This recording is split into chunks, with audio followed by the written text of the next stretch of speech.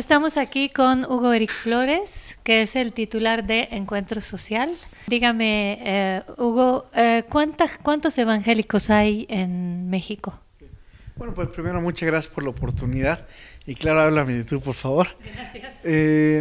Mira, yo digo que hay dos maneras de manejar la cantidad de cristianos evangélicos que vemos en México.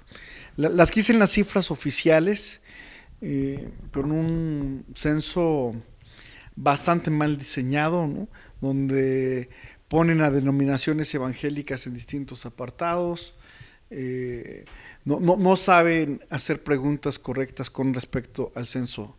El censo dice que somos entre 8 y 8 millones y medio, ¿no?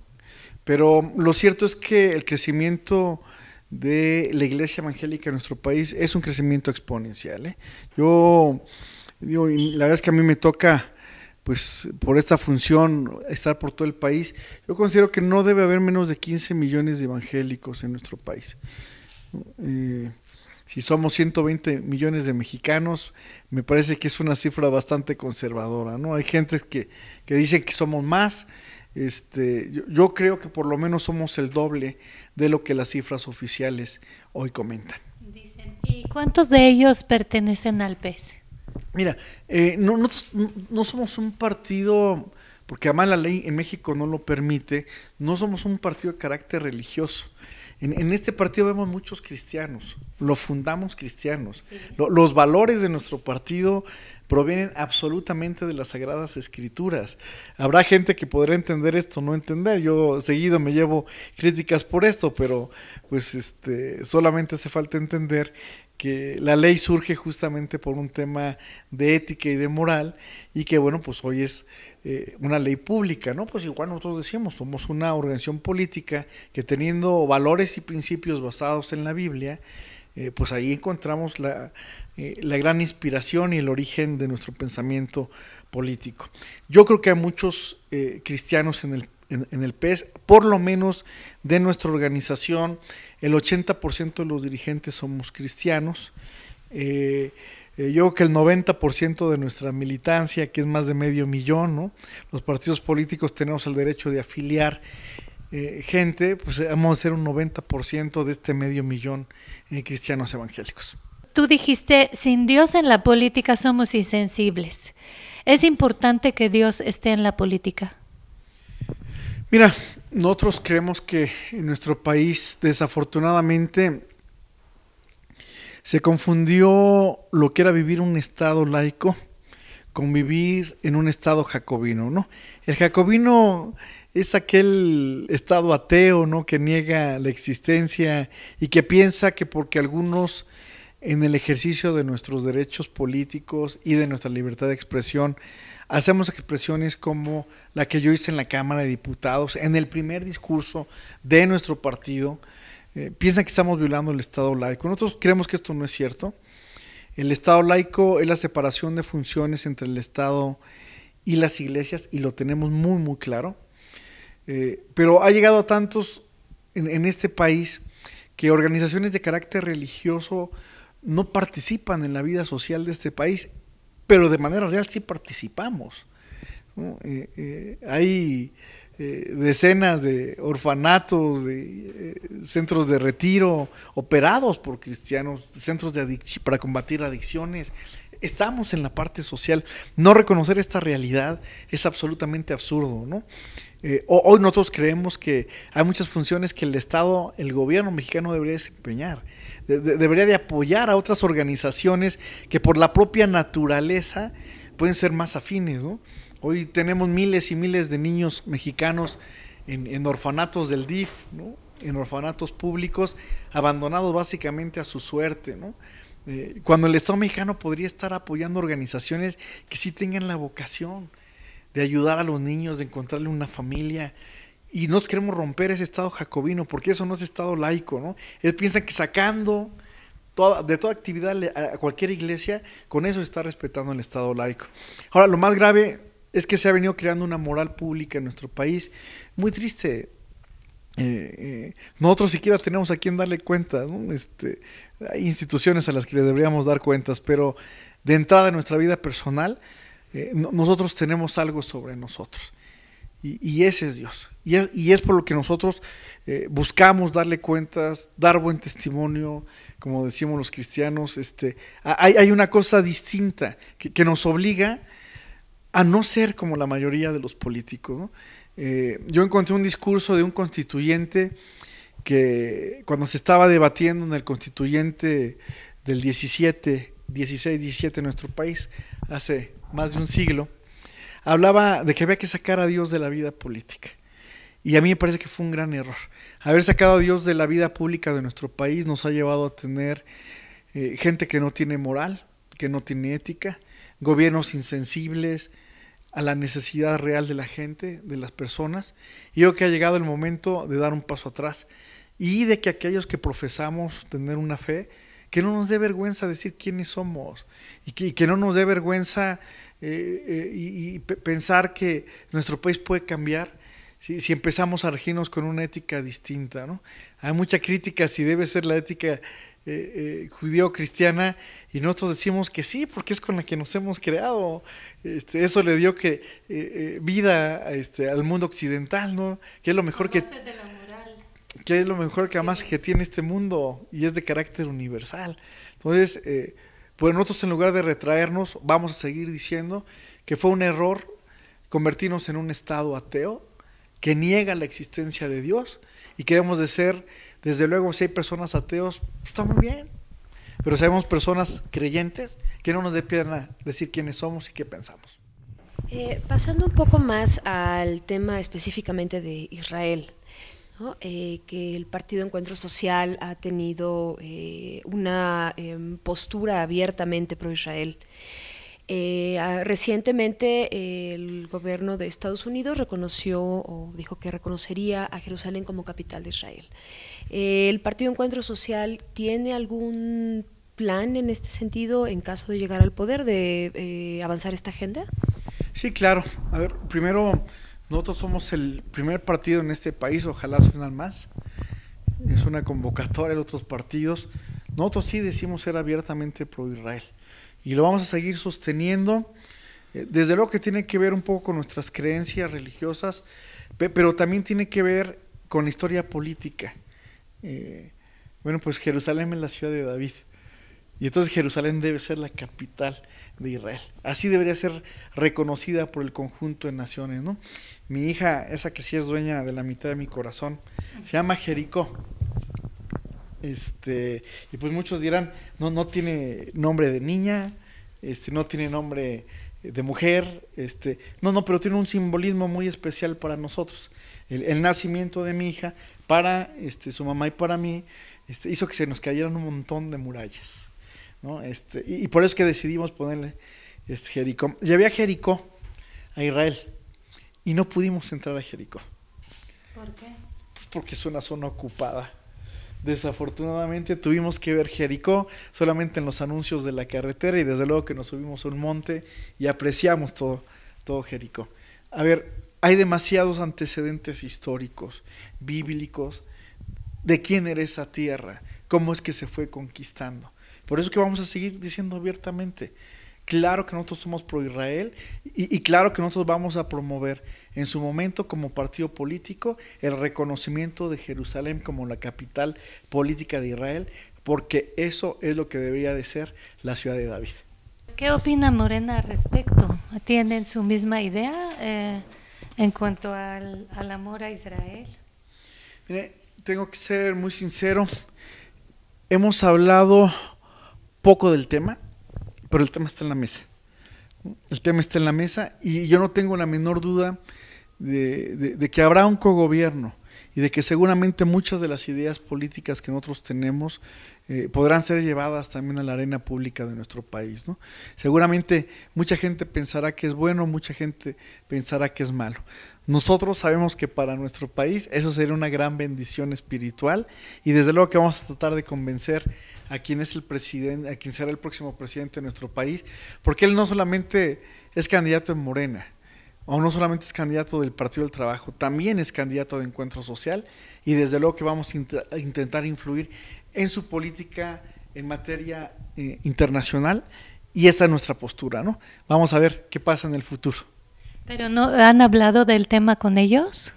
Mira, sí, el tema está puesto en la mesa, hace falta mucho más análisis, ¿no? Le sorprende. Es que no es un tema que haya estado en la agenda política de México, de manera increíble, ¿no? Habiendo tanta gente de Israel en nuestro país, habiendo tanta relación, tanta... A lo mejor en el caso de nosotros, por ser cristianos, ¿no? El sueño de todo cristiano evangélico es ir a Israel. Claro. Pues nosotros queremos visitar los lugares donde anduvo el Señor Jesús, ¿no? Ahora, en el último viaje que yo hice a Israel, hice un viaje muy extraño, que me decían las personas que me acompañaron, ¿por qué lo decidiste? Le dije, quiero hacer la ruta de David. Quiero andar en los montes donde anduvo David pastoreando, quiero ver el valle o estar cerca del valle donde David derrotó al gigante, y quiero desde luego llegar a Jerusalén y darme cuenta la ciudad que David fundó, ¿no? Bueno, pues para nosotros esta es una cuestión muy importante, ¿no? Esperamos poderla transmitir con esta misma emoción que lo estoy haciendo yo ahorita, porque yo creo que va a ser bien aceptada. Cuando Israel se le logre ver de otra manera en nuestro país, pero no ha estado en la agenda pública, siendo Israel un país tan importante para este país, para muchos millones de mexicanos como yo, nadie lo ha puesto en la agenda pública. Ha habido una inercia de estar votando siempre en contra de algunas cosas entender, de otras cosas no entender. A ver, aquí hay empresarios judíos muy importantes en este país, ¿no? No entiendo por qué no se ha logrado traer ese tema a la agenda en materia de política internacional, pero ya la va a traer el PC. Nuestro partido la va a traer y la va a abanderar con mucha firmeza. Y también cuando México vote en la ONU. Sí, desde luego, ¿no? Nosotros queremos que se cree una política internacional mexicana en favor de Israel. Ese es nuestro gran objetivo. Si es que en Morena hay antisemitismo, ¿ustedes lo denunciarían? Sí, claro. Vuelvo a insistir, esto no fue la fusión de dos partidos, ¿no? Cada partido conserva su identidad, su personalidad, y claro que lo denunciaríamos, ¿no? Yo, por lo que he podido darme cuenta de nuestro precandidato Andrés Manuel López Obrador, pues que es bastante favorable, tiene amigos judíos, y yo lo siento bien, siento que va a poder prosperar esta idea, que hacía falta quien la empujara, y nosotros la vamos a empujar. Y desde luego que si hubiera antisemitismo, claro que también lo denunciaríamos. Mencionabas sobre las políticas tradicionales de México hacia Israel, que no ha sido un tema de política pública, específicamente sobre las resoluciones de la ONU. Pero hay otros temas en los que también México no ha aprovechado quizá esta cercanía emocional que sienten muchos mexicanos con Israel, y es en la ciencia y la tecnología.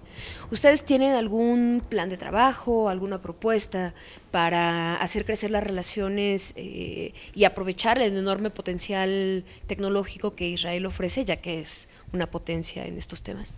Sí, claro que sí.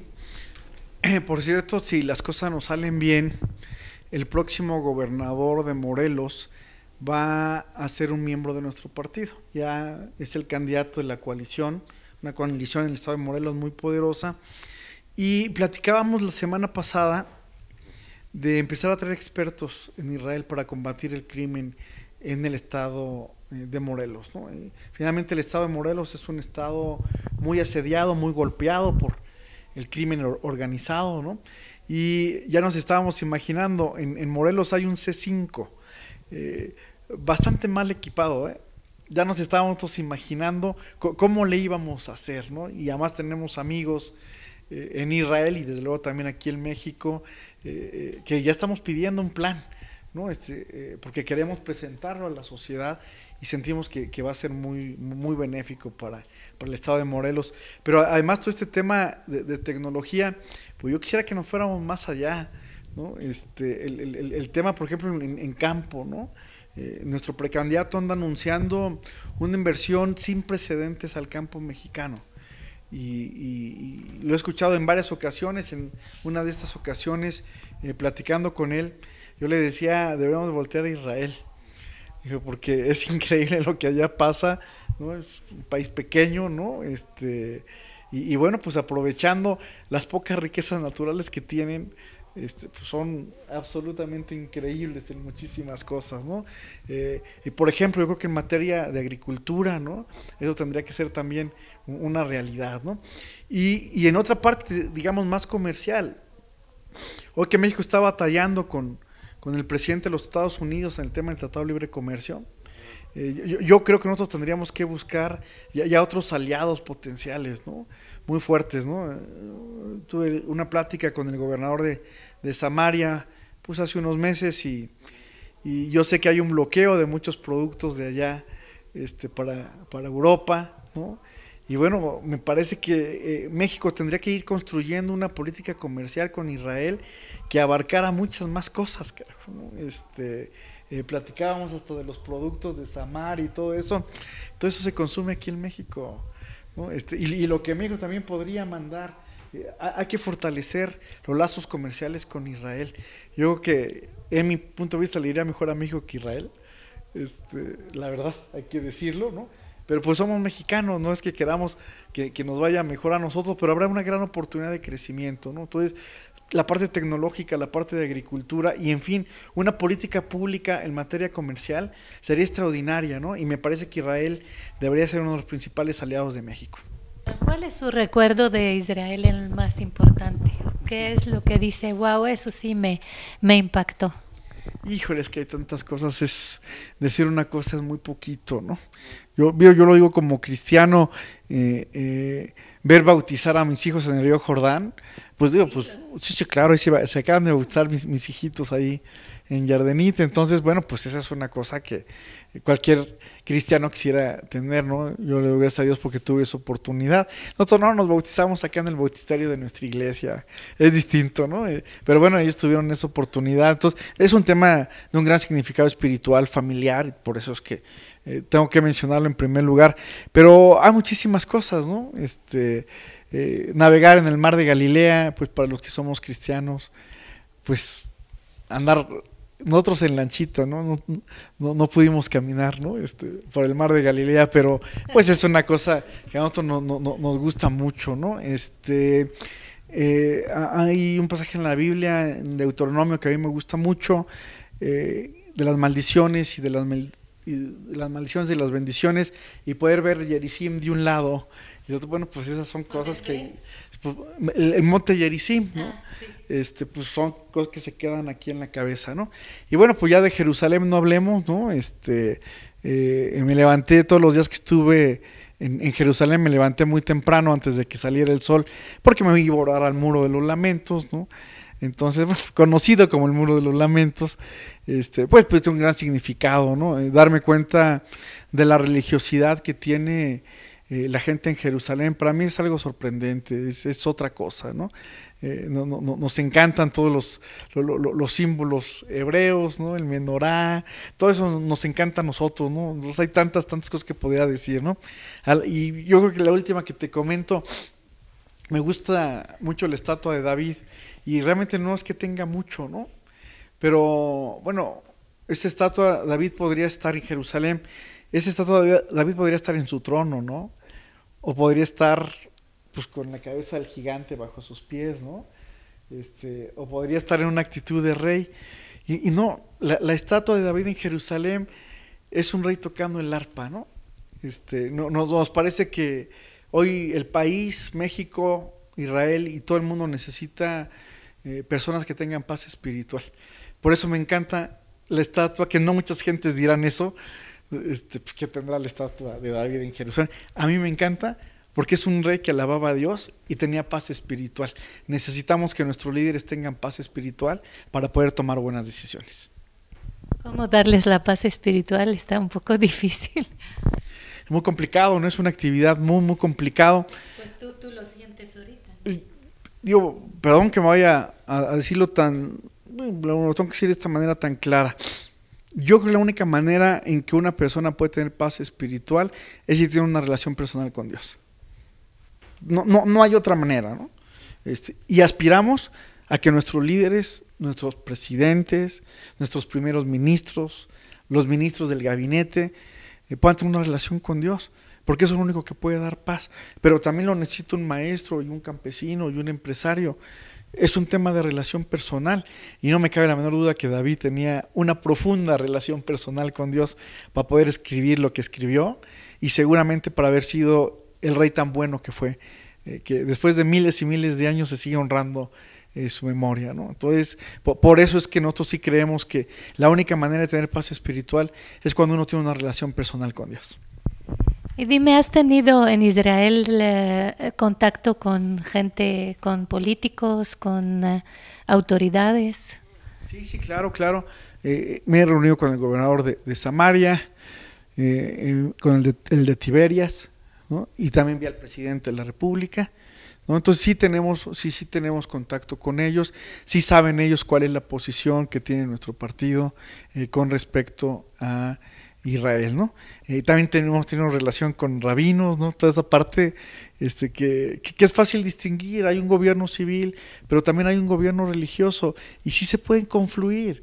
Acá en México eso no existe, ¿no? Dirían, no, estás violando el Estado laico y te mereces todo. No, pues hay estados como Israel donde hay democracia, donde es posible la convivencia religiosa con el gobierno civil, ¿no? Y me quedé muy sorprendido del presidente, ¿no? No he tenido la oportunidad de conocer al primer ministro, muero de ganas, por cierto, pero me llevé una gran impresión también de la democracia que hoy existe en Israel, ¿no?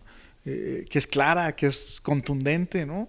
Independientemente de las divisiones que pueda haber, de las ideologías, de los partidos políticos, hay una nación que tiene un sentido de nación, que tiene un alma de nación, y que están trabajando, aunque piensen diferente, en el mismo sentido, ¿no? Entonces sí he tenido la oportunidad y han sido experiencias muy buenas. ¿Y qué te han dicho de México? Pues a algunos les sorprende, ¿no? A algunos les sorprende. Me dio mucho gusto ver al gobernador de Samaria. Después yo reflexionaba con mi familia que sentí que estaba con un Josué, porque ellos están en guerra.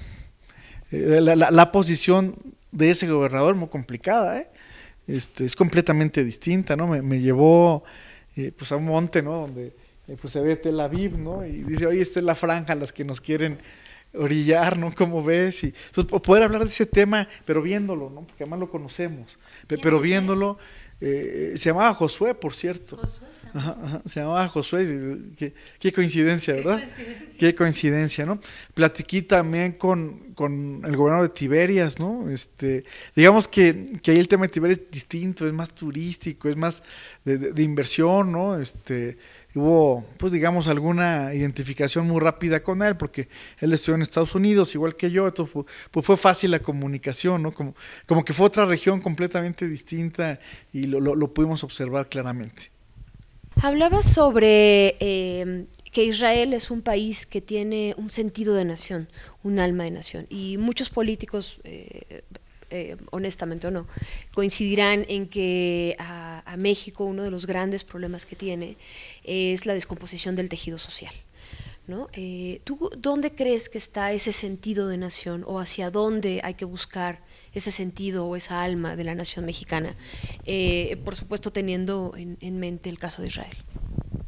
Mira, nosotros hemos dicho que en nuestro país, nuestra nación, se nos volvió nuestra familia, No temo decir lo que voy a comentar.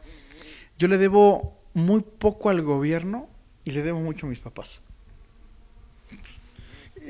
En México, ante la ausencia de liderazgos que podemos respetar, te has tenido que concentrar en tu casa, ¿no? Y los papás se convierten en los que te impulsan, en los que te cuidan, en los que te orientan. Ahora no todos los mexicanos hemos tenido esa oportunidad, pero la institución familiar en este país es la institución. Nos guste o no nos guste, lo compartan o no lo compartan, en tiempos modernos o en tiempos viejos, eso es lo que le ha dado cohesión a nuestro país.